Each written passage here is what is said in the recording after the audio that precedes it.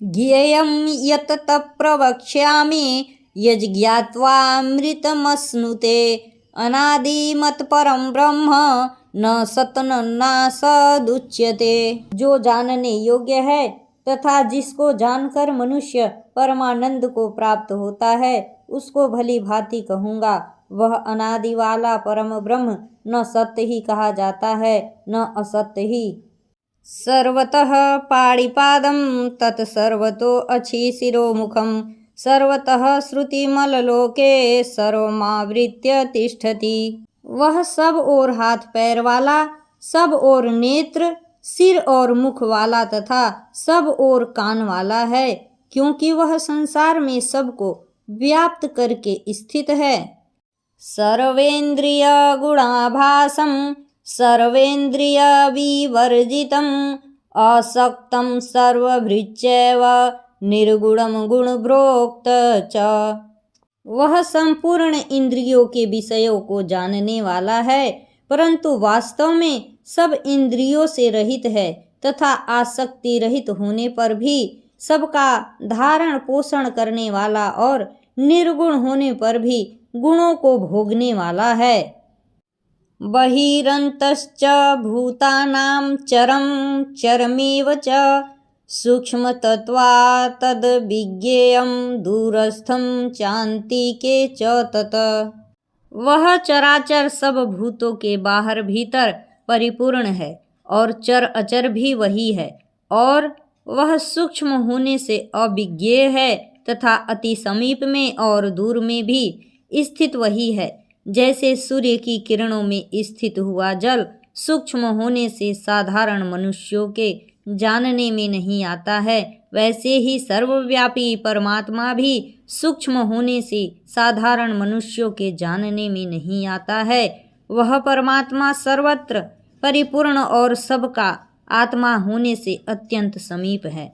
श्रद्धा रहित अज्ञानी पुरुषों के लिए न जानने के कारण बहुत दूर है।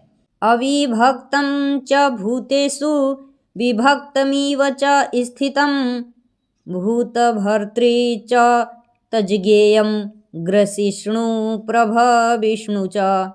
वह परमात्मा विभाग रहित एक रूप से आकाश के सदृश परिपूर्ण होने पर भी चराचर संपूर्ण भूतों में विभक्त सा स्थित प्रतीत होता है तथा वह जानने योग्य परमात्मा विष्णु रूप से भूतों को धारण पोषण करने वाला और रुद्र रूप से संहार करने वाला तथा ब्रह्मा रूप से सबको उत्पन्न करने वाला है। ज्योतिषामपि तज्ज्योतिषतमसः परमुच्यते ज्ञानं ज्ञेयं ज्ञानगम्यं हृदि सर्वस्य विशिष्टितम्। वह पर ब्रह्म ज्योतियों का भी ज्योति एवं माया से अत्यंत परे कहा जाता है।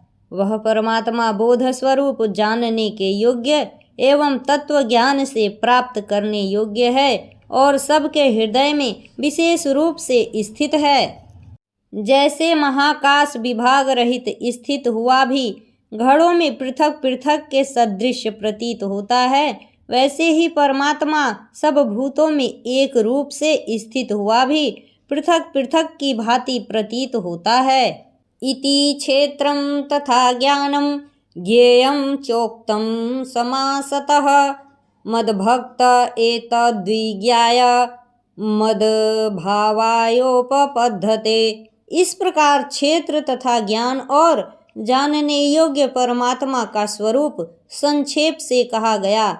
मेरा भक्त इसको तत्व से जानकर मेरे स्वरूप को प्राप्त होता है। प्रकृतिं पुरुषं चैव विधियनादि उभावपि विकारांश्च गुणांश्चैव विधि प्रकृति संभवान। प्रकृति और पुरुष इन दोनों को ही तू अनादि जान और राग द्वेष आदि विकारों को तथा त्रिगुणात्मक संपूर्ण पदार्थों को भी प्रकृति से ही उत्पन्न जान। कार्यकरण कर्तृत्वे हेतुः प्रकृतिरुच्यते पुरुषः सुख दुःखानां भोक्तृत्वे हेतुरुच्यते। कार्य और करण को उत्पन्न करने में हेतु प्रकृति कही जाती है और जीवात्मा सुख दुखों के भोक्तापन में अर्थात भोगने में हेतु कहा जाता है। आकाश, वायु, अग्नि, जल और पृथ्वी तथा शब्द, स्पर्श, रूप, रस, गंध, इनका नाम कार्य है।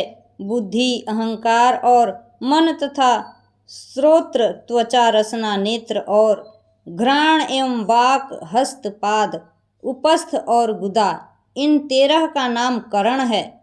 उपदृष्टानुमंता च भर्ता भोक्ता महेश्वरः परमात्मेति चापयुक्तो देहे अस्मिन् पुरुषः परः। इस देह में स्थित यह आत्मा वास्तव में परमात्मा ही है। वही साक्षी होने से उपदृष्टा और यथार्थ संपत्ति देने वाला होने से अनुमंता, सबका धारण पोषण करने वाला होने से भर्ता, जीव रूप से भोक्ता, ब्रह्मा आदि का भी स्वामी होने से महेश्वर और शुद्ध सच्चिदानंद घन होने से परमात्मा, ऐसा कहा गया है।